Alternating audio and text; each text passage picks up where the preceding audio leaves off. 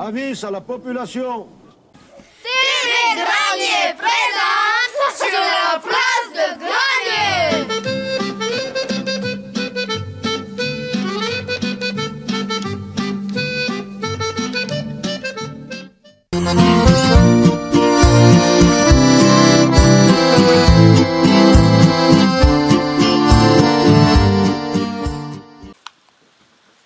Je vous récite ma poésie. Mon hérisson. Qu'est-ce qui pique, pique, pique? Qu'est-ce qui pique quand on le prend? C'est mon hérisson, mesdames, c'est mon hérisson. C'est mon hérisson, mesdames, c'est mon hérisson. Qu'est-ce qui trotte, trotte, trotte dans les allées du jardin? C'est mon hérisson, mesdames, c'est mon hérisson. C'est mon hérisson, mesdames, c'est mon hérisson. Qu'est-ce qui croque, croque, croque les insectes et les vers blancs? C'est mon hérisson, mesdames, c'est mon hérisson. C'est mon hérisson, mesdames, c'est mon hérisson. Merci Justine. Je récite la poésie du hérisson. Qu'est-ce qui pique, pique, pique? Qu'est-ce qui pique quand on le prend? C'est mon hérisson, mesdames, c'est mon hérisson. C'est mon hérisson, mesdames, c'est mon hérisson, mesdames. Qu'est-ce qui... Qu'est-ce qui trotte, trotte, trotte dans les allées du jardin? C'est mon hérisson, mesdames, c'est mon hérisson. C'est mon hérisson, mesdames, c'est mon hérisson, mesdames. Qu'est-ce qui croque, croque, croque? Les insectes et les vers blancs. C'est mon hérisson, mesdames, c'est mon hérisson. C'est mon hérisson, mesdames, c'est mon hérisson, mesdames. Et voilà. Merci Rudy. Qu'est-ce qui pique, pique, pique? Qu'est-ce qui pique quand on le prend? C'est mon hérisson, mesdames, c'est mon hérisson. C'est mon hérisson, mesdames, c'est mon hérisson.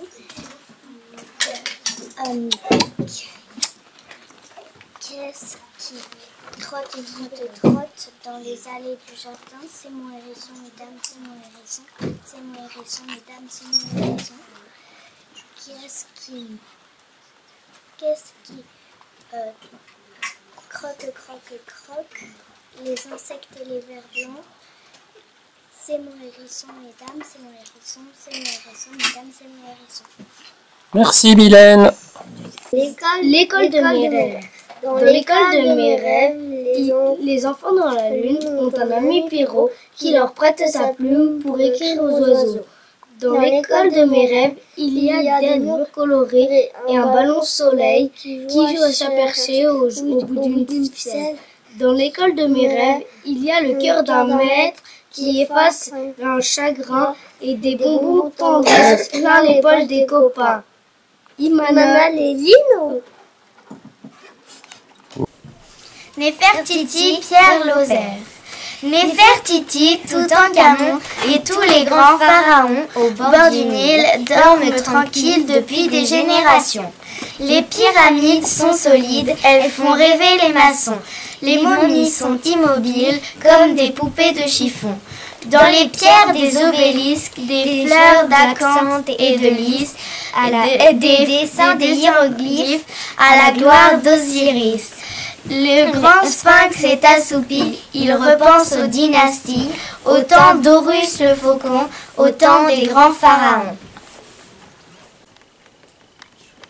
Sur les bords du Nil, aux portes du désert, d'un œil expert, un grand sphinx à tête de lion protège trois immenses constructions. Les pyramides, encore solides, nous rappellent qu'il y a très longtemps régnaient des pharaons comme le célèbre Toutankhamon. Sur les bords du Nil, pays des crocodiles, on a trouvé des sarcophages et des momies couvertes d'or avec bien d'autres trésors. C'est l'Égypte antique, l'Égypte antique, pays d'Afrique, des rois magnifiques. Merci mesdemoiselles.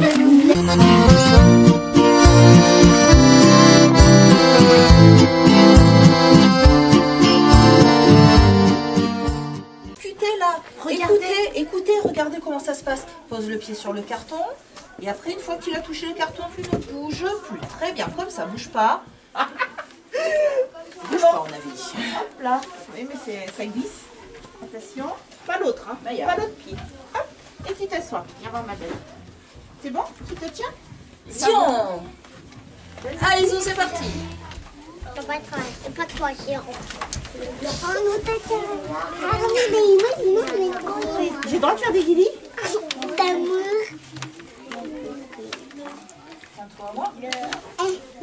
On a mis de l'eau chaude là, quand même, un petit peu, c'est pas de l'eau froide. Et moi, je peux venir me laver les pieds? Allez, mais par contre, on fait des guilis. Ah, mais on fait des guilis sous le pied. Tu me donnes ça plutôt? Les grands, je veux du calme. Léon. Ça chatouille, Zian? Ouais? Et voilà, tu vas aller te rhabiller, tu vas mettre les chaussettes et les chaussures. Alors, Zian, ça y est, j'ai mis la peinture.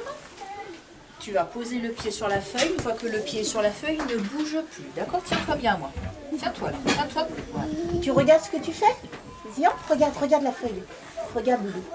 Attention, on pose le pied bien à plat, Zian, et on ne bouge plus. Très bien. Ouais, bravo. Super. Oh, elle est belle, hein? Ouais. Super. Attention, ne glisse pas. Hop, assieds-toi. Tu me donnes Léon. Moi. Ah ben j'ai le droit de faire des guillis. Tiens-toi à moi, tiens-toi à mon bras pour pas tomber. Voilà. Regarde devant toi. Tiens-toi à moi. Là, c'est ouvert. Eh ben oui. Pourquoi c'est ouvert, Mathis? Avec la peinture, ça coûte dedans. C'est vrai? Moi, j'ai Tiens-toi, hein, j'ai pas envie que tu tombes. écrit. Dans la lessive.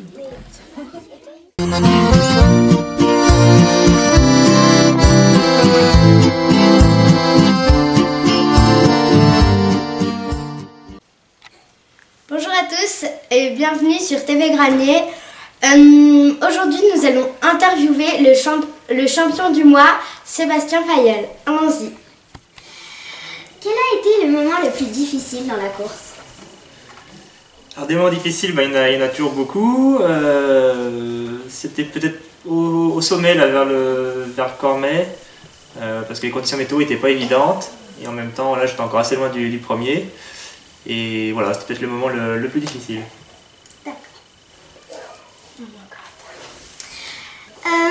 Vous visiez la combienième place? Ah bon, on cherche toujours à gagner hein, sur des courses. Après, il y avait Nathan, là, que je connais très bien, qui est un très bon coureur, qui est un jeune coureur. Et je savais qu'il était très fort en montée. Et donc voilà, il m'a mis 2-3 minutes dans la vue sur cette première montée. Et puis après, je suis revenu un petit peu sur lui et on a fini la course ensemble. Donc voilà, on fait premier ex-aequo, donc ça pouvait être que bien. Vous êtes-vous beaucoup entraîné? Alors, je m'entraîne pas que pour cette course, hein, je m'entraîne toute l'année, en ski l'hiver et puis en course à pied l'été. Voilà, ça pourrait 4 à 5 séances par semaine. Et donc voilà, avec un entraînement spécifique montagne et trail, donc plutôt l'été. Et puis donc là, on est début novembre et j'ai rattaqué le ski là, il y a 3 jours. D'accord.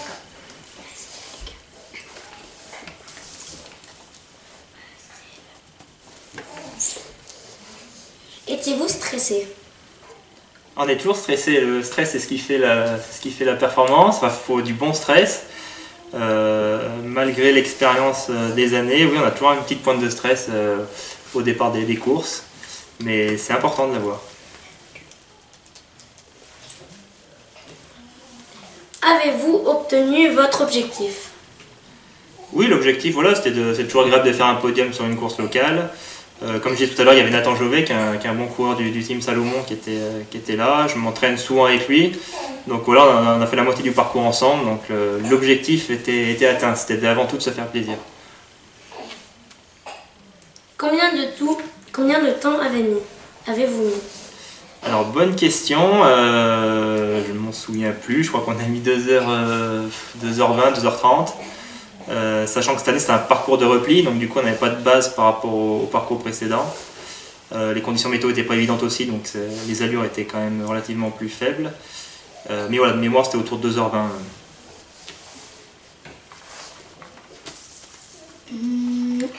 fait-il froid en altitude? Et ben, cette année c'était particulier, donc puisqu'on avait la neige au sommet. Après moi je crée énormément la chaleur, donc pour moi c'était plutôt une belle édition. D'accord. Quelle émotion ressentiez-vous pendant la course? Bon, des émotions on en a plein, des bonnes émotions et des un peu moins bonnes avec la fatigue. Mais dans l'ensemble, non, le parcours était sympa, il y a une très bonne ambiance, ça fait plaisir, même sur une course locale, de voir du monde, là, comme on a pu le voir du côté de Plan-Pichu. Donc c'était vraiment agréable comme parcours. Aviez-vous mangé pendant la course? Aviez-vous mangé? Oui, bien sûr, on mange toujours, même si la durée est relativement faible, hein, 2 heures, on pourrait se dire que ça peut passer sans manger. Moi j'aime bien toujours grignoter un peu parce qu'on peut vite avoir des problèmes d'hypoglycémie, auquel cas on ne rentre pas à la maison. Donc il faut bien penser à manger, et c'est ce que j'ai fait même là pour 2 heures de course, j'ai mangé effectivement pendant la course. D'accord. Avez-vous touché le jambon en premier? Et non, malheureusement, c'est toujours un objectif quand on vient ici. Je l'avais eu l'année précédente, et là c'est Nathan donc, qui l'a eu au sommet. Donc c'est lui qui a ramené le jambon, et en plus dans une autre vallée, puisque le jambon est parti du côté de Pézé. Le chemin était-il bon? Le chemin, oui, bah après ici c'est toujours des courses particulières parce qu'il y a beaucoup de sentiers, ce qu'on appelle des sentiers à vaches, hein, qui sont, voilà, c'est pas des sentiers roulants comme on peut le voir sur d'autres courses. Donc il faut bien faire attention, c'est souvent glissant, avec la neige ça complique un peu les choses. Mais voilà, sachant qu'on s'entraîne ici presque tous les jours, du coup je pense qu'on est un peu avantagé par rapport à ceux qui viennent d'autres vallées. Aviez-vous assez d'eau pendant la course? Ouais, on a même de la neige en plus de l'eau. Mais ouais, bah, du coup, on prend toujours, c'est comme la nourriture, on prend toujours un peu d'eau avec soi. Sachant que effectivement, bah, plus il fait froid, moins on boit. Après, il faut quand même se forcer à boire parce que c'est un petit peu comme la nourriture. Si on vient à manquer d'eau, ça peut être problématique. Donc voilà, j'avais de l'eau avec moi et j'ai bu malgré le froid.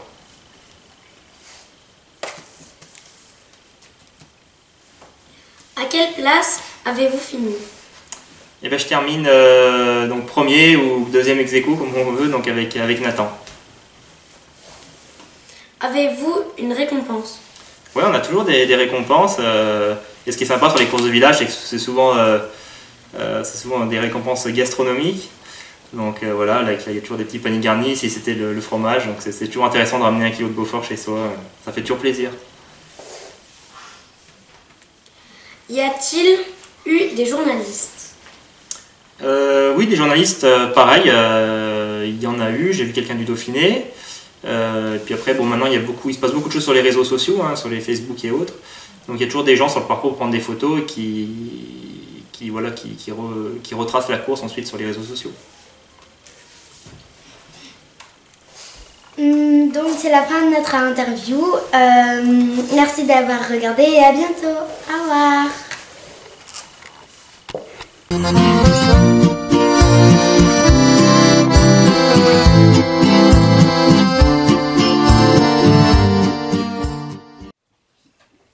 Bonjour et bienvenue à tous sur Théogranier. Aujourd'hui, nous recevons Fabienne Flandin. Elle va nous expliquer la fabrication du fromage et le rôle des agriculteurs en Savoie.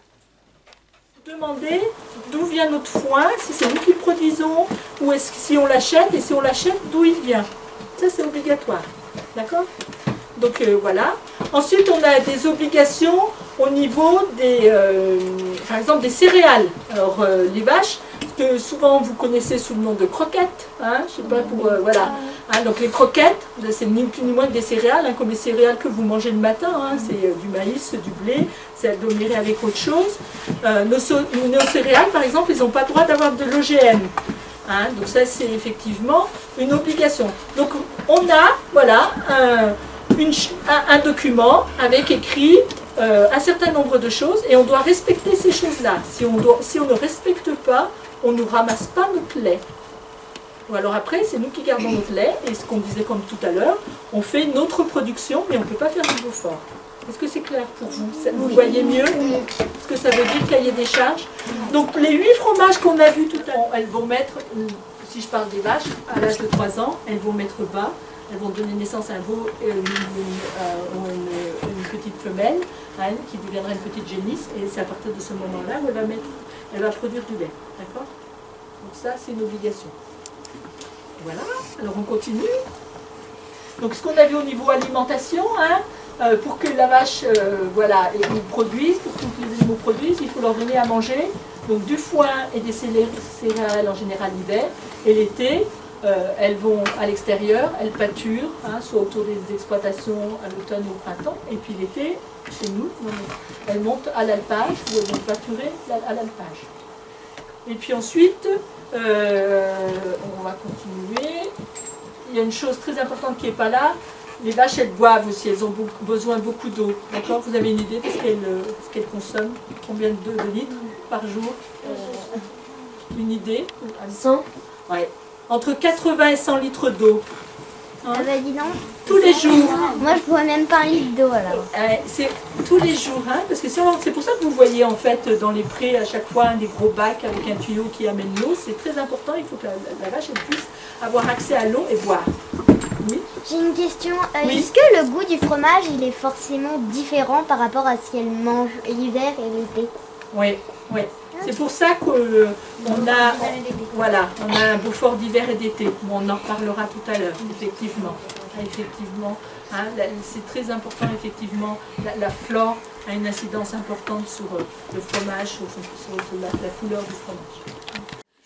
C'est vivant, quoi, c'est du vivant, c'est pas uniquement l'extérieur, effectivement, c'est dur, mais à l'intérieur, donc effectivement, on ne peut pas couper la corne d'une vache comme ça. On fait appel à un vétérinaire, dans tous les cas. Mais par contre, elle, je crois bien qu'elle était tombée là. Ouais, c'était peut-être en se battant, c'est possible que ça casse des fois, parce que elles peuvent être, même si c'est une vache, même si c'est pas des taureaux, de temps en temps, quand des fois elles se connaissent pas, voilà, c'est comme tous les animaux, elles se repèrent entre elles, voilà, donc il peut y avoir des phases de combat entre guillemets. Vous pouvez nous redire à quel âge et comment vous brûlez les cornes des vaches? Alors, donc on coupe quand elles naissent, mais pas tout de suite à la naissance. Alors ça dépend, à partir de 3 semaines, un mois et demi au maximum.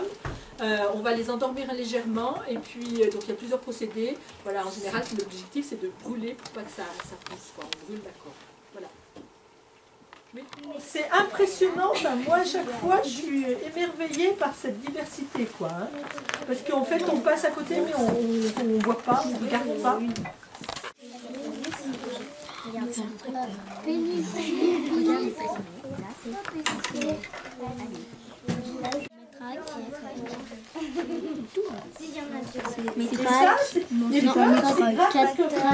Les agriculteurs, ils vont faucher chaque année, ils vont épandre chaque année, et ça va permettre effectivement.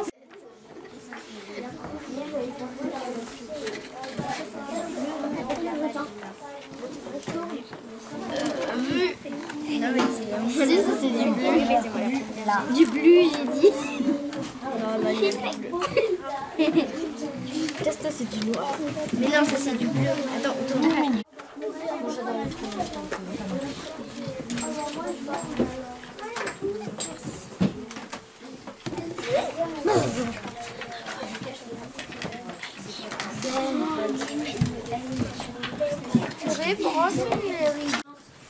Ouais, c'est une croûte d'abondance.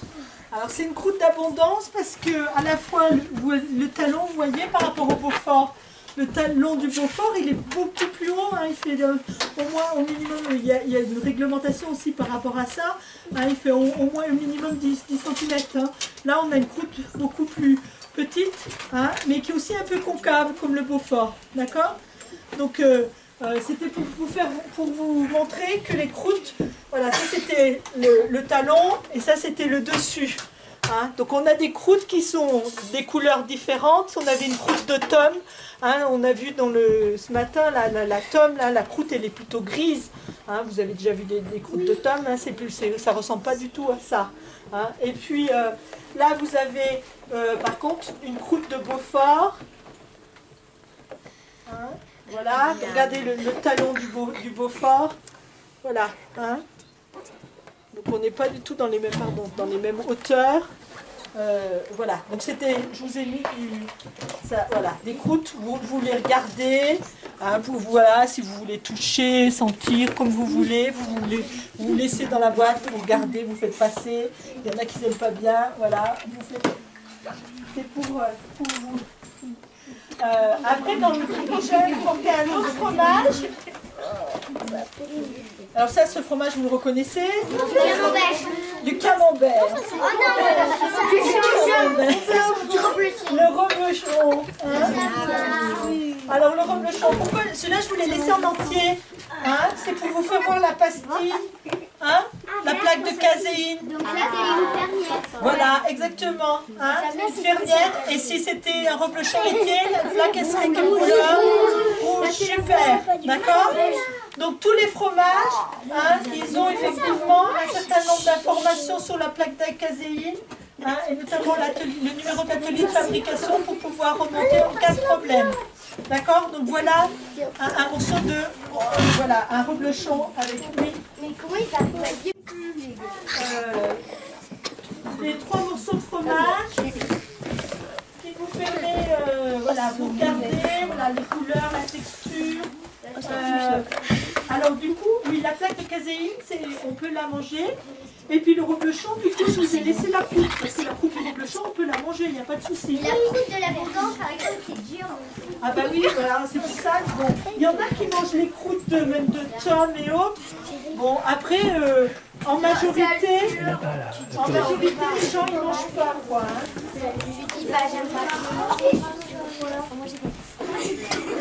Ça sent quoi?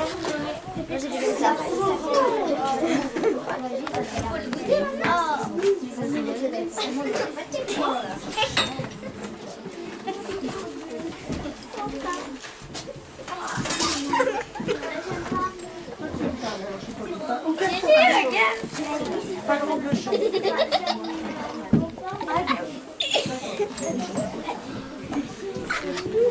J'aime que le reblochon parti avec moi.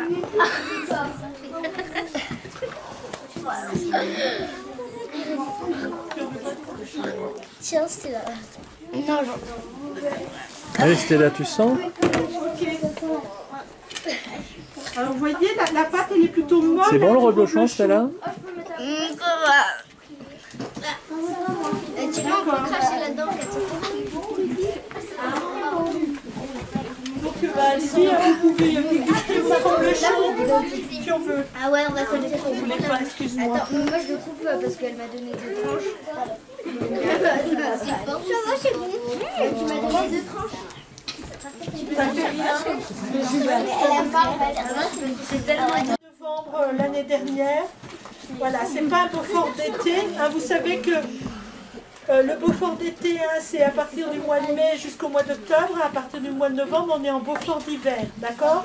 Et puis il y a un 3e Beaufort qui s'appelle le Beaufort chalet d'alpage. Donc il y a quelques alpagistes en Savoie qui peuvent le fabriquer dans des conditions très particulières. C'est-à-dire qu'il faut avoir le lait d'un seul troupeau. Donc par exemple à Plan-Pichu, on ne peut pas avoir l'appellation chalet d'alpage parce qu'on mélange le lait des 3 troupeaux. Hein, il faut être à plus de 1500 mètres d'altitude sur une période de l'année et il faut donc fabriquer sur place. Hein, dès qu'on mélange le lait, même si c'est du lait d'été, dans les coopératives, on ne peut pas avoir l'appellation chalet d'alpage. Donc il y a maintenant un peu moins de 20 agriculteurs qui en Savoie fabriquent le Beaufort chalet d'alpage. Donc en général c'est un Beaufort qui est très recherché. Voilà. Mais ça n'empêche pas que tous les Beauforts, ils ont un goût. Voilà, je ne sais pas comment vous le trouvez ce Beaufort. Voilà, tout le monde en a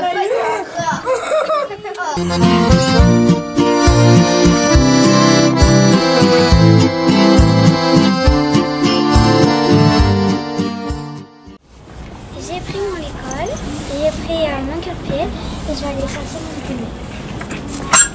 Et ça part à rabais.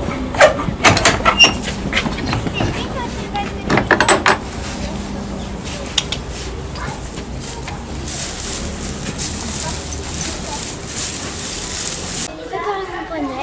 Je prends d'abord le bouchon.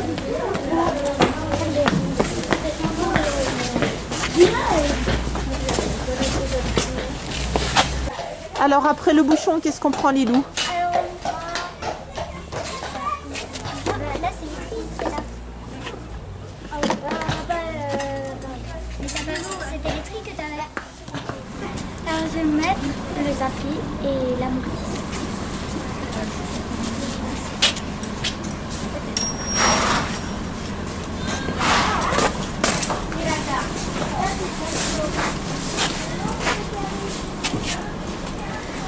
Par contre, vous ne vous penchez pas sur la porte du box, comme ça c'est dangereux.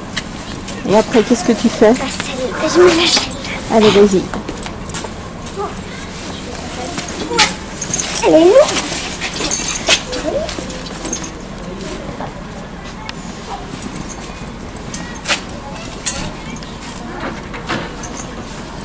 Après, on met la fin. Je vérifie que les quartiers sont pas pliés. Il n'est pas marqué.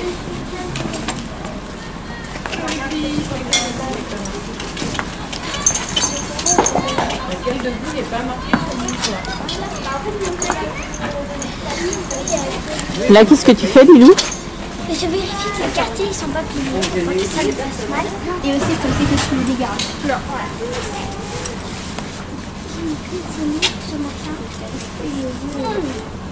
C'est mignon.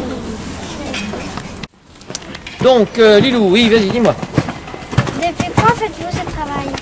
Depuis quand je fais ce travail-là? Depuis 1996. Ça fait 22 ans au mois d'avril, ça fera. Mais voilà, oui, j'ai eu mon diplôme de moniteur en 92. Voilà.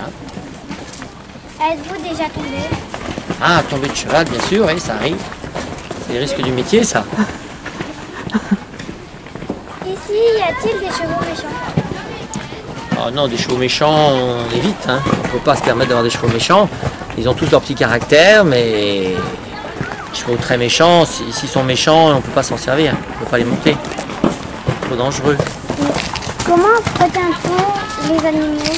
Ah, les entretenir, ouais, bah, il faut les nourrir déjà.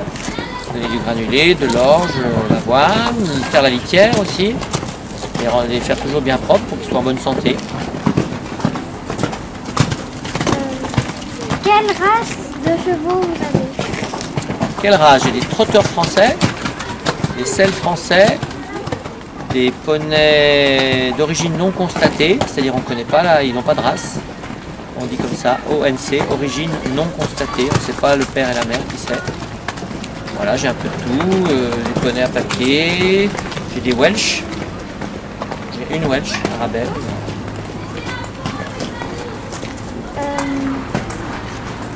Ont-ils tous le même caractère? Non, ils sont tous différents. Comme les êtres humains, chaque cheval a son petit tempérament, son caractère. Donc on apprend à connaître, si on est un bon cavalier, on apprend à les repérer. Faites-vous la pension? Quel est le prix? Alors moi je fais pas de pension de chevaux, c'est que des chevaux de club moi. Des chevaux à moi qui servent pour les enfants ou les adultes qui prennent des cours. Mais la pension, sur la région, il y a 2 écuries de propriétaires. Et l'ordre d'idée, c'est 350 € par mois de pension. C'est juste l'hébergement du cheval. Combien avez-vous de chevaux?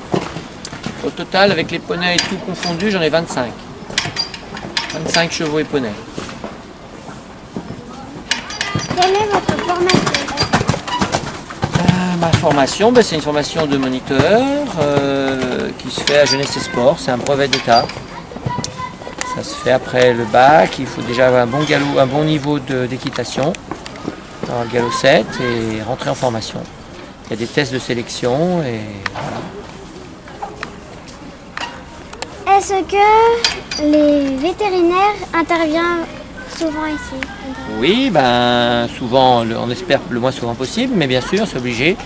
Il y a toujours des petits bobos ou même des boiteries plus graves. Il peut y arriver pas mal de choses. Racontez-nous quelques bons moments avec vos chevaux. Ah, quand il fait beau, qu'on se fait une bonne balade ou qu'on fait un beau parcours d'obstacles, on gagne une compétition, c'est des bons moments ça. Ou même tout simplement en les voyant heureux, galoper à fond. Voilà. C'est tout? Voilà, bah, de rien, je t'en prie. Bonne fin de journée alors. C'est pour Annick.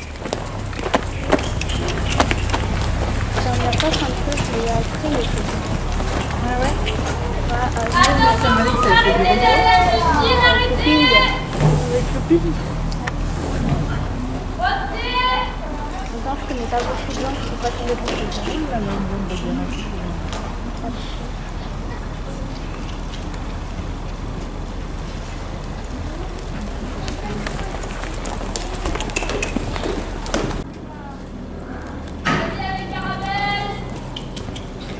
le galop.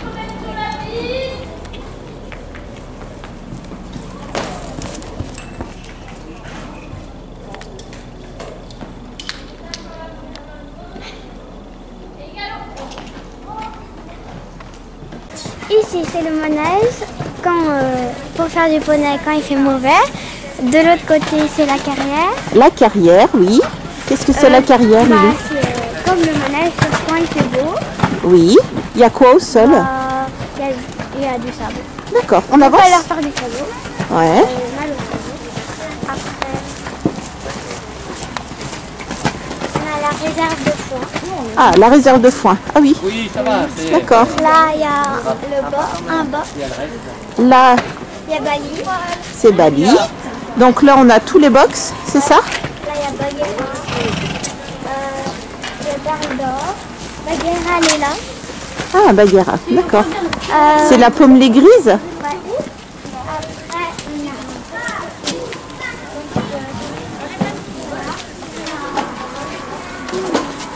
a... les licornes. Là, on a un box encore à l'intérieur. Il y a des fixes. Il y a des fixes. C'est où on est allé chercher Arabelle? Oui. D'accord. Il y avait un Ravel aussi. D'accord. Après...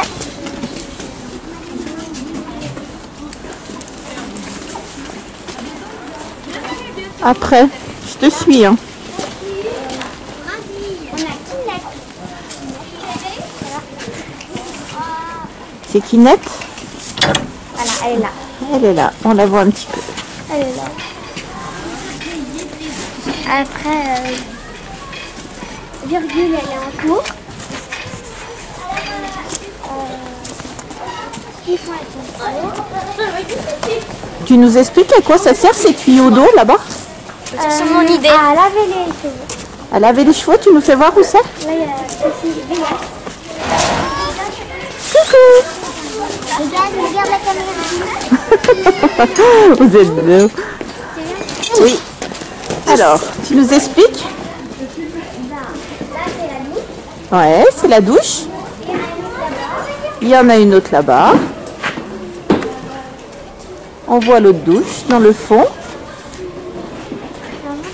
On fait un petit coucou à Patapouf en passant. Coucou Pat. Donc là on continue, il y a des box, il y a des box. Qui est-ce? Ah, Canaille. C'est Canaille. Il a un trait sur le dos. Il a un trait sur le dos. Et ça signifie quoi un trait sur le dos? Je sais pas. On ne sait pas? Bon. Là. Et voilà. Après, il y a des box. Des jeunes filles qui font l'entretien des box. Voilà, on leur remet de la paille. Là, il y a un travail. Comment ça s'appelle? Il y a les toilettes. Et puis là, on a accès aussi à quoi, Lilou? Au manège. Au manège. Là, on a la sellerie. La sellerie. Qu'est-ce que c'est la sellerie? Bah oui, il y a toutes les selles, les tapis, les amortisseurs. Voilà. Voilà. Et puis chaque selle, elle correspond à quoi? Un cheval, là il y a Saga, Nero et tout. Chaque cheval a sa Et selle. il y a aussi... Nero. Ah, la selle de pâte. Patapouf. ouais. Et il y a aussi tous les filets. Tous les filets. Et il y en a aussi là-bas. D'accord. Et derrière, qu'est-ce que c'est ces petites boîtes? Bah c'est Paloma, c'est pour les boîtes de ponçage. Les boîtes de ponçage, il y a quoi dedans? Bah il y a les brosses que j'ai utilisées. les brosses que tu as utilisées tout à l'heure? Et là, ça c'est des cloches. Des cloches? Ça c'est des cloches. D'accord. Pour faire quoi? Pour protéger les sabots. Et ça c'est aussi des guêtres. D'accord. Voilà. Bon.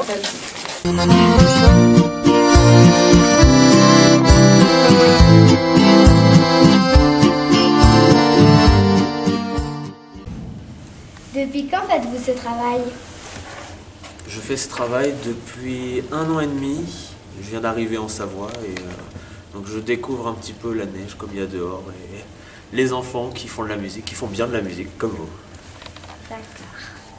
Quelle est votre formation? Alors j'ai une formation au CFMI de Lille, Centre de formation des musiciens intervenants. Et j'ai fait 2 ans là-bas et je suis venu ici après en Savoie pour pouvoir exercer avec les enfants. Merci.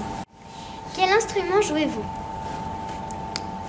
Alors je joue de la guitare, je joue de la basse, du ukulélé, du violon, de la percussion et tous les instruments à cordes environ. Quel est votre artiste préféré? Alors j'ai une grosse préférence pour John Butler, je ne sais pas si vous connaissez. C'est un guitariste, chanteur il tape sur sa guitare, il joue avec comme si c'était un piano sur sa guitare et il a un groove que j'aime beaucoup. Allez-vous souvent en concert? Alors j'allais souvent à des concerts, mais là depuis cette année je dois travailler avec beaucoup d'enfants, créer des projets, donc je suis plus concentré là-dessus. Mais sinon avant oui j'allais à des concerts, j'organisais des petits festivals et donc pour être musicien il faut aller à des concerts pour pouvoir se ressourcer un peu. Faisiez-vous de la musique quand vous étiez petit? Alors j'ai eu la chance d'avoir un papa guitariste et donc j'ai pu toujours l'accompagner en faisant des petites percussions ou en faisant de la guitare moi-même. Donc je prenais pas de cours mais je faisais de la musique, ouais. Donnez-vous des cours particuliers? Alors oui, je donne des cours particuliers de guitare, de ukulélé et pour ceux qui veulent de percussion, mais pour l'instant guitare et ukulélé. Préférez-vous les grands ou les maternelles? Alors j'ai plus de facilité avec les grands. Les maternelles j'aime bien, mais il faut encore que je découvre, donc je dirais que je préfère les grands, sauf à Granier, où j'aime les grands et les maternelles. C'est la seule. Jouez-vous dans un groupe? Alors oui, depuis cette année je joue dans 2 groupes. Et c'est des petits groupes en acoustique avec un caronne, un chanteur ou une chanteuse et à la guitare où je chante aussi parfois. Racontez-nous quelques bons moments durant vos concerts. Alors j'ai 2 idées de bons moments. Avant un concert en particulier que j'ai en tête, c'est le petit stress. Mais c'est avant tous les concerts, c'est le petit stress qu'on a et comme on est en groupe, on a ce stress tous ensemble. Et ça fait que ça nous donne encore plus envie d'aller sur scène et ça rapproche vraiment, c'est un moment qui rapproche vraiment.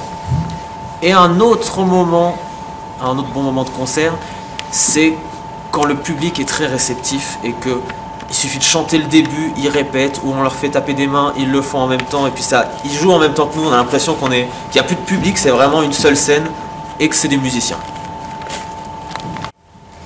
Est-ce que vous stressez quand vous donnez un concert? Alors oui, je stresse avant de donner un concert, avant tous mes concerts, mais c'est pas le même stress qu'on peut ressentir au début quand on joue la musique ou quand on fait un instrument.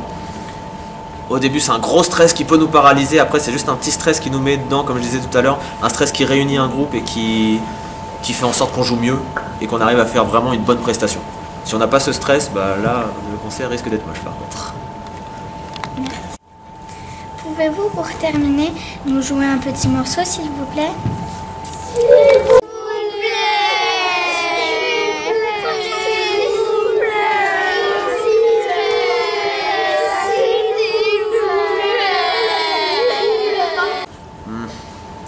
suis pas trop sûr.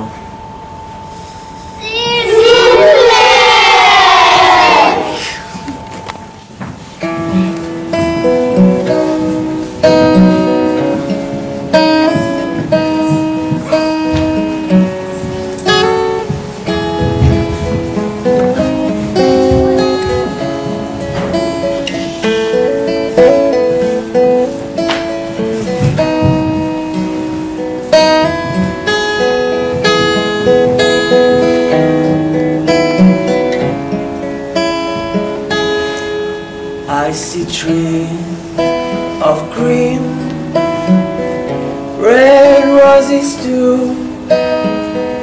I see them bloom for me and you, and I think to myself,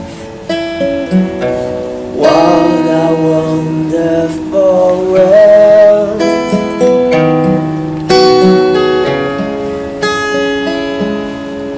I see skies of blue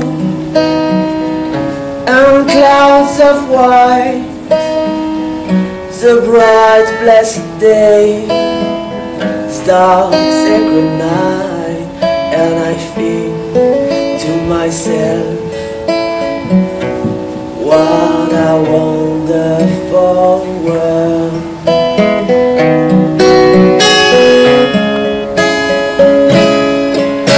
The color of the rainbow are so pretty in the sky.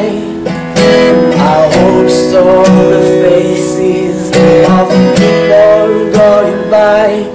I see friends shaking hands, saying, how do you do? They're really saying, I love you. I hear babies cry, I watch them grow. They'll learn much more than I'll ever know, and I think to myself, what a wonderful world.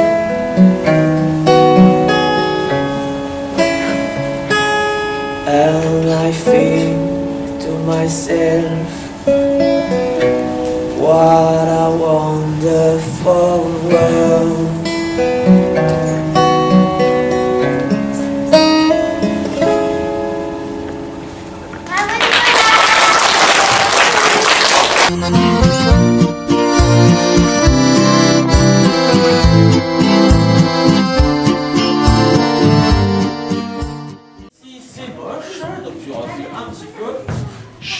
Voilà, tu te décales un petit peu par là-bas, tu viens au milieu, tu restes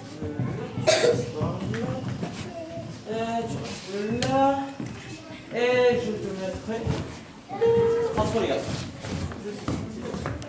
Alors, je vais place. Merci. Vous êtes prêts? Que vous êtes beaux. Allez. Par contre, le public en fait. Tout à l'heure, ce sera que vous. Je vous ai pas dit, mais je fais un groupe là et l'autre groupe c'est vous. Si. Et vous, je vous mets sur YouTube. Si. Vous êtes prêts? Le mec qui meurt. Le bêtisier. Je rigole. Est-ce qu'on est tous prêts?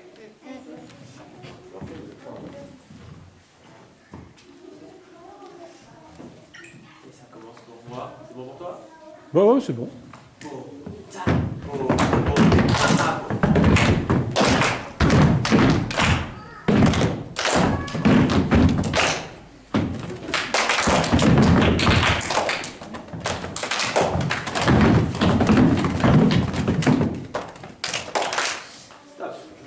On s'est trompé. Tu es chef. Non, non, c'est bon, j'ai la chef, c'est la chef. Bon. On est prêts? Mince, il est parti. Vous me dites quand c'est bon parce que moi je suis pas. 3, 2,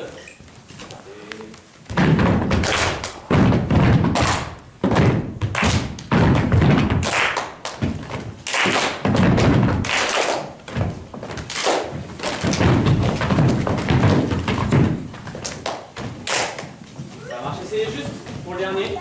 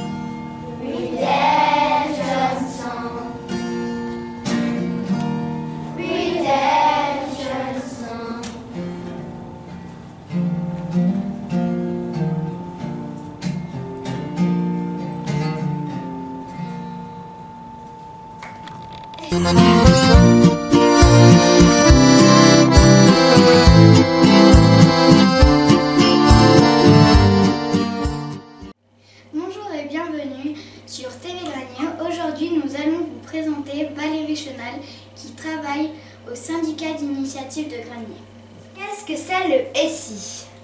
Le SI, c'est le syndicat d'initiative de Granier. C'est un point multiservice, c'est-à-dire qu'on vend du pain, on a une petite épicerie, on vend également du fromage. On a un autre rôle, c'est celui de faire de l'animation dans le village. Donc on organise des événements comme le trail de Comte-Bénite, les nuits du cinéma de montagne. Qu'est-ce qu'on organise? La foire au vin et le produit du terroir, le théâtre de Granier également et plein d'autres de petits événements. Des concours, des pique-niques, plein d'autres choses. Donc on fait des affiches, on les met sur la place du village pour que les habitants soient au courant et puissent venir se joindre à nous. De temps en temps on propose des concerts aussi ou des pièces de théâtre. D'accord. Et l'été et l'hiver également, quand c'est les moments des vacances, nous recevons des vacanciers, donc nous pouvons les renseigner sur les randonnées, sur le ski, sur ce qui est intéressant à faire dans le village, à M et dans toute la vallée et dans toutes les stations également. D'accord. Aimez-vous ce métier? J'aime beaucoup ce métier parce que c'est un métier de contact. Donc j'aime bien le matin quand je viens et que je vends le pain et que je peux dire bonjour et sourire à tous ceux qui viennent me voir. Je discute un petit peu, on dit des petites choses gentilles, agréables et c'est très très plaisant à ce niveau-là. Et puis je m'ennuie jamais parce que je fais plein de choses intéressantes. Je m'occupe même du site internet. Donc mon travail est très très varié. Et puis l'hiver, quand le téléski est en fonctionnement, eh ben, je monte également à la buvette, préparer des crêpes et faire le chocolat chaud. D'accord. Où prenez-vous le pain? Nous achetons le pain à M, à la boulangerie, le Chalet du Pain, qui est à côté de l'église, sur la place. Le boulanger apporte ma commande de pain au transport scolaire qui viennent chercher les élèves du collège. Donc le chauffeur me dépose le sac, ma commande devant la porte et voilà. D'accord. Avez-vous beaucoup de congés? Alors j'ai des congés comme tous les salariés, c'est-à-dire que j'ai le droit à 5 semaines de vacances par an. Sinon je travaille 6 jours sur 7 la plupart du temps et mon jour de congé c'est le lundi. Sauf un week-end par mois, on ferme le syndicat d'initiative le dimanche, comme ça fait mon dimanche et mon lundi. 2 jours ça. D'accord. Y a-t-il une forte fréquentation? Alors la fréquentation tout au long de l'année, elle est plutôt calme. J'ai eu une vingtaine de clients réguliers, voire un petit peu plus. Il y a une plus forte fréquentation quand c'est les vacances. Alors pendant Noël et le Nouvel An, pendant les vacances de février, on a beaucoup de monde dans le village. Et puis également l'été, pendant les vacances scolaires en fait. D'accord. Vendez-vous autre chose? Alors, tout à l'heure, on a parlé du pain et de l'épicerie. Et en effet, on vend également des souvenirs de Granier. Donc là, par exemple, on a des magnettes avec des photos de Granier. On a des cartes postales également. On vend de l'artisanat local, des sculptures en bois. On vend également des petites mugs, des tasses, des bijoux aussi. Voilà, plein de petites choses pour que les vacanciers ou même les habitants qui ont envie de faire des cadeaux ou les vacanciers se ramener un souvenir, eh bien, ils puissent trouver des petites choses. On vous montrera à la fin les bijoux, etc. Vous occupez-vous du Beaufort? Alors, depuis quelque temps, oui, je m'occupe du Beaufort. On n'a plus de vendeuse de Beaufort. Donc en fait, Xavier, qui est de la coopérative, me monte des morceaux de fromage emballés, du beurre, du reblochon, de la tome, du Beaufort bien sûr, et je le vends. D'accord. Avez-vous une formation particulière? Alors, je n'ai pas de formation particulière pour le syndicat d'initiative, si ce n'est qu'après le bac, j'ai encore fait 2 ans d'études, ça s'appelle un BTS, action commerciale, j'ai fait, donc c'était pour travailler dans le commerce. Un peu dans le tourisme aussi avec le syndicat d'initiative, donc ma formation m'a bien servi. D'accord. Depuis quand êtes-vous au SI? Je suis au SI depuis le 1er mai 2010. D'accord. C'est fini, du coup on va montrer Je vous remercie. les souvenirs. Vous voulez montrer, faire filmer un petit peu Oui, les souvenirs, tout ça. D'accord. Alors, donc là, on a des sculptures en bois. Voilà. On a des verres à vin granier. Des gobelets. On a des jolies mugs granier.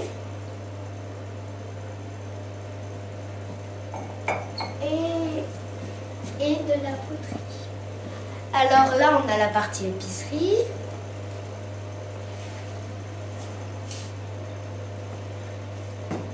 Là, on a la partie fromage, Beaufort, Auchan, etc.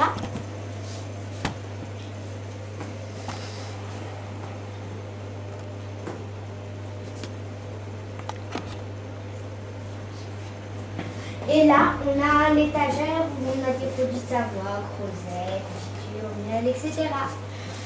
Voilà, merci d'avoir regardé. Et oui, et je vais vous dire, les cartes postales. Voilà.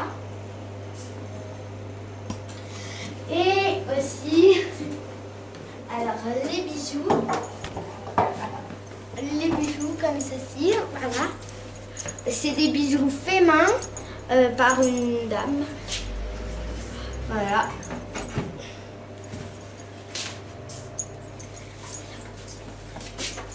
Et voilà. Merci d'avoir regardé cette interview. Et à la prochaine. À la prochaine.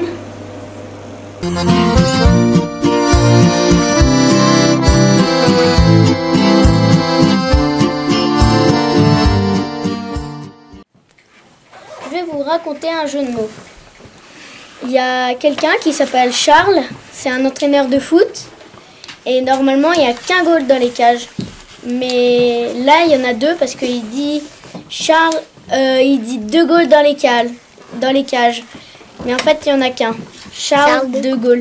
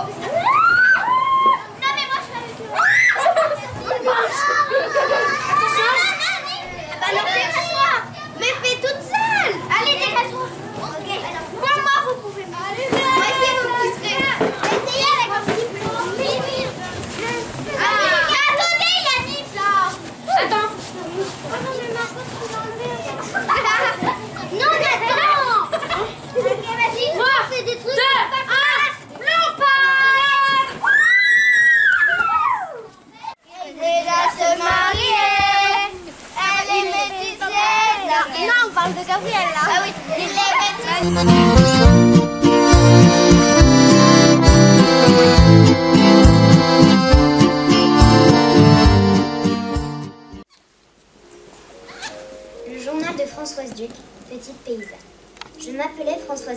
J'étais la fille de Siméon et de Séraphine de Balzan. Il y a déjà 100 ans, nous vivions de la terre et la vie n'était pas facile tous les jours.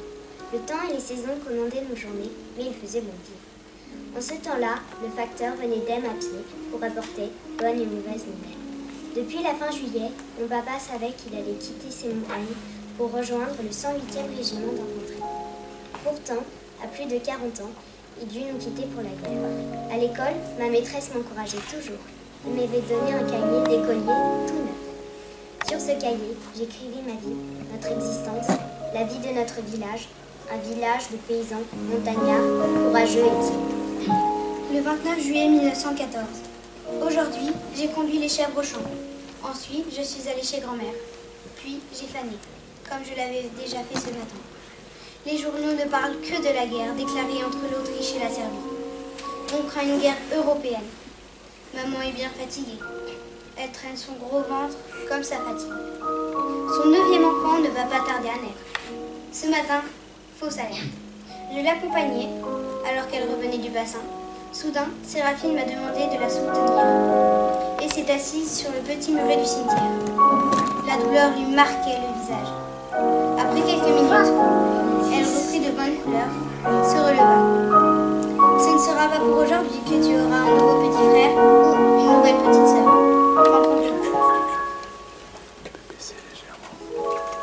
Le 31 juillet 1914. C'est une petite sœur. Papa est allé à la mairie déclarer sa naissance. Maman est bien faible, mais elle garde le sourire. Elle s'appelle Marie-Félicie. Je suis heureuse, tellement heureuse. Le 1er août 1914, journée terrible, journée d'angoisse. Dans la rue, il y avait tout un rassemblement. Les classes de 1908, 1909 et 1910 ont reçu leur ordre d'appel pour remplacer dans les casernes les soldats partis pour les frontières. J'ai parlé plus d'1 heure au pré avec mon grand-père, Jean-Marie, qui pense que son fils s'en va retourner à l'armée. Grand-père m'a caressé les cheveux et m'a rassuré. Je n'ai pas envie que papa s'en aille. Le 2 août 1914, grand-père voyait juste, dans le journal, on a lu que le député Jaurès a été assassiné ce vendredi soir, peut-être juste au moment où ma petite sœur venait au monde. Sentiment bizarre. Dans les prochains jours, il ne restera plus que les enfants et les vieillards. Qui rentrera les récoltes? Ce sera la misère si cette situation doit se prolonger. Ce matin, au champ, j'ai encore vu François Simon, notre voisin. Ses affaires sont prêtes, m'a-t-il dit. Moi, je n'ai pas réussi à faner. Je n'ai fait que pleurer. Le 4 août 1914. Il fait mauvais temps ce matin. J'ai mené paître les chèvres aux Élavanches. De là, j'ai vu partir mon oncle, Marie-Barthélemy. Il est parti. Peut-être ne le reverra jamais. Vers 6 heures du soir, papa a emmené ma petite sœur Marie-Félicie à l'église. Elle est partie maintenant. Elle fait partie maintenant de la grande famille chrétienne. Que Dieu la protège comme il préserve du malheur les poilus là-haut dans l'Est. Le 5 août 1914. Les nouvelles sont mauvaises. Ce n'est pas officiel, mais on parle de faire partir les hommes jusqu'à 55 ans. Quand l'Allemagne, elle, jusqu'à 60 ans. J'ai déjà bien pleuré et j'ai déjà eu l'idée d'aller fusiller ces maudits Allemands. Ah, quelle horreur que la guerre. Le 10 août 1914. De bon matin, je suis allée à Valjean, en passant par Moulins, chez ma tante Gaspard, pour l'aider à engranger le foin. Il fait très chaud. Pauvres soldats qui sont sur les routes par ce soleil ardent. Pour coucher à la belle étoile, au moins, ils n'auront pas froid. Moi, je travaille, mais comme une machine. Je n'ai plus la force de pleurer. Je suis lasse et découragée. D'après la Croix de Savoie, un corps autrichien marche sur nos frontières. Le 11 août 1914. Je profite de quelques minutes de repos pour écrire, car nous avons beaucoup plus de travail que l'on peut en faire. Le facteur a monté la correspondance dans le journal. Nous avons des morts et des blessés. J'ai vu Rosalie, la femme de Jacques-Marie Pélissier. Elle n'a toujours aucune nouvelle de son homme. Où est-il? On n'en sait rien. Le 13 août 1914. Toujours le même travail. Conduire les chèvres, faner, faire le ménage. Il paraît qu'il n'arrive ni journaux, ni lettres. Douloureuse angoisse. Si quelqu'un y comprend quelque chose, moi, je donne ma langue au chat. Jour de grande tristesse. Ce que je redoutais est arrivé. Mon père s'en va. Il laisse notre petite tribu seule et désemparée. Il rejoint le 108e régiment d'infanterie, en Argonne. Nous avions bien du mal à le laisser partir. Il portait ma petite sœur, Marie-Louise, dans ses bras. Elle riait si fort que nous oublions les larmes qui coulaient sur la moustache de Pierre. Tu seras une seconde maman, tu l'aideras. Je compte sur toi, Françoise, me dit-il d'une voix tendre et chaude. Le 15 août 1914. Triste jour de fête. Sur la frontière allemande se prépare une terrible bataille. Ce 14e jour de mobilisation. Les cloches sonnent joyeusement. Quel contraste avec l'incertitude. Les absences douloureuses, les cloches sonnent et le canon tonne à la frontière. Belle messe de l'abbé Duraz. Ces mots ont réconforté nos familles. La procession cette année se fera à l'intérieur de l'église. Le 16 août 1914, il pleut ce matin. Je suis allée aux champs et aux provisions. De mes nombreux cousins, je ne sais rien. Nous avons discuté des journaux. Un jour, ils disent quelque chose et le lendemain, ils le démentent. Ce qui est certain, c'est que nous avons beaucoup de blessés et de morts. On dit qu'à l'asile de Bassins, il arrive des fous chaque jour. Je crois que bientôt, il nous verra. Le 17 août 1914. J'ai revu Marie-Christine Duc. Elle ne veut pas retenir ses larmes et se désole. Toujours le même temps, ni beau ni mauvais. On en a assez de la guerre pour s'attrister. Il faut que grand-père s'y mette aussi. S'il y a des batailles à la frontière, il y a une escarmouche à la maison. Le facteur a monté la correspondance dans le journal. Toujours des combats. Les Français avancent en Alsace et en Lorraine, poussant les troupes allemandes. Grand-père a engueulé le facteur comme si c'était de sa faute. Moi, j'en doute. Le 20 août 1914. J'ai bien peu de courage et je ne peux chasser de ma pensée le triste spectacle que l'on peut voir à la frontière et sur les champs de bataille. Toujours aucune nouvelle. Tous se lamentent par un blessé du 30e arrivé hier à Grenoble. On a su que ce régiment avait été à peu près anéanti. Et si Alphonse Duc était de ceux-ci, est-il parmi les morts? Le temps est comme la guerre, il vous décourage. Le 21 août 1914. Lorsque l'on sort, on est encore plus triste que lorsque l'on ne voit personne. Les uns disent une chose, les autres la racontent d'une autre manière. On m'a assuré que le 108e régiment d'infanterie avait beaucoup de morts. Est-ce vrai? Je n'ai même plus le courage de penser. Je ne voudrais ni voir, ni entendre. Le 25 août 1914, la grande bataille se poursuit en Belgique. 3 millions d'hommes se font face. J'ai croisé Marie-Marguerite, la mère de Joseph Ducognon. Elle fait pitié. Pauvre mère. J'allais pour la consoler, réciter une prière pour la paix, et comme elle, j'ai pleuré. Le 26 août 1914. Il arrive chaque jour des convois de blessés d'un côté ou de l'autre. À Moutier, on prépare des salles pour les accueillir. Ma petite sœur aussi ne va pas bien. Elle a bien maigri et les remèdes de maman ainsi que tout son amour n'y font rien. Le 28 août 1914. Le petit matin, après une nuit calme, ma petite sœur s'est éteinte. À côté de maman, lui tenant sa main gelée. J'ai espéré jusqu'au bout qu'elle reprendrait des forces. Mais le sort lui fut plus cruel. Papa n'a pas pu embrasser une dernière fois son petit cœur, comme il aimait tant la paix. Au fond de la chambre, grand-mère prie déjà pour lui. Décidément, on m'enlève encore une part de bonheur. Je vais avoir bientôt 14 ans. Et déjà, je prends conscience que la vie n'est pas que soleil et douceur. Je repense aux paroles de mon père. Je vais soutenir maman. Je vais essayer de trouver les mots. C'est ainsi que l'on devient adulte, avant d'avoir pu pleinement vivre son enfance. Le 2 septembre 1914. Mon anniversaire? Et quel anniversaire! Les gendarmes sont montés. Décès au front de Joseph-Alphonse Brunet, mort au champ d'honneur le 1er septembre 1914, à l'âge de 23 ans. Je n'écrirai plus. Je rangerai ces notes dans le fond du grenier de ma maison. Hier, j'ai vu de ma fenêtre Marie-Julie et Philomène pousser la porte du cimetière et rentrer à l'église, toutes de noir vêtues. Elles sont ressorties peu après, les yeux rougis par le chagrin. Joseph Alphonse, leur petit frère, est mort hier en Lorraine.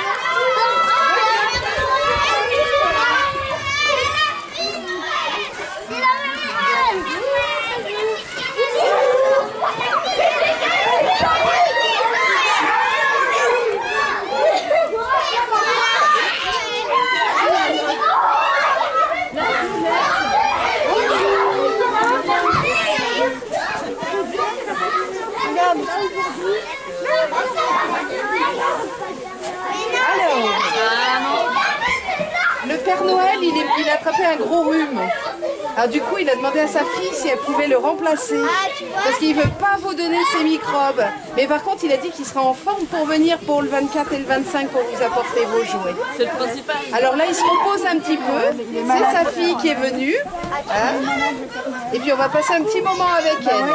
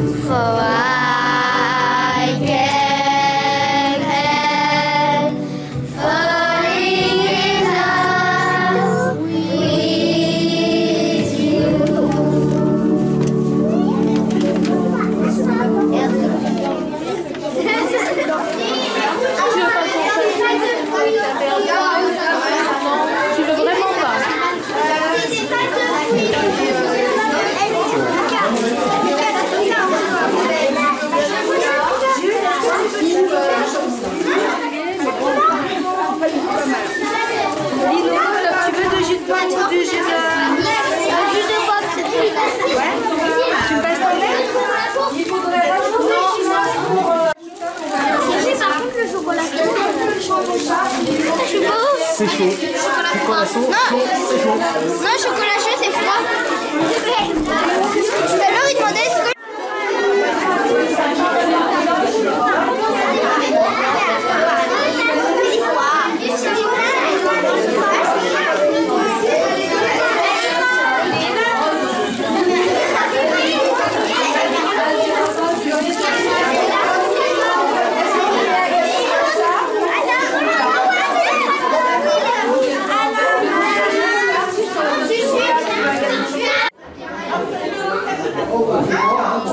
Alice.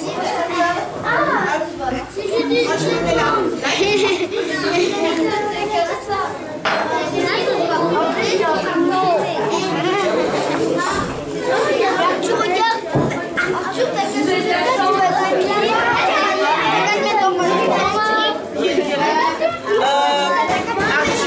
Arthur, tu m'enlèves ta tête. Oh là là, il y a la grosse cuillère et tout. Oh là là.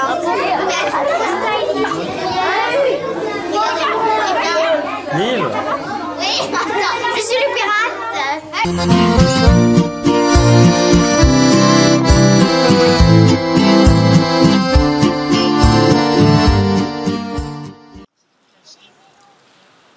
Salut, c'est moi, Choupi.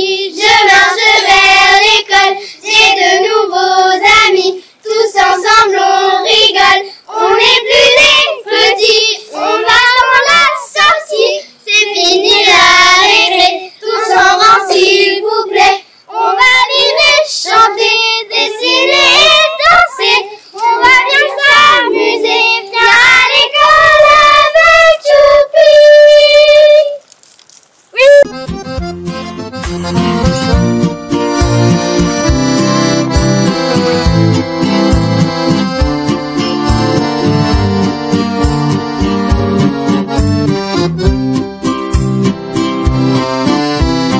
Pour faire de vieux os, faut-il y aller mollo, pas abuser de rien pour aller loin.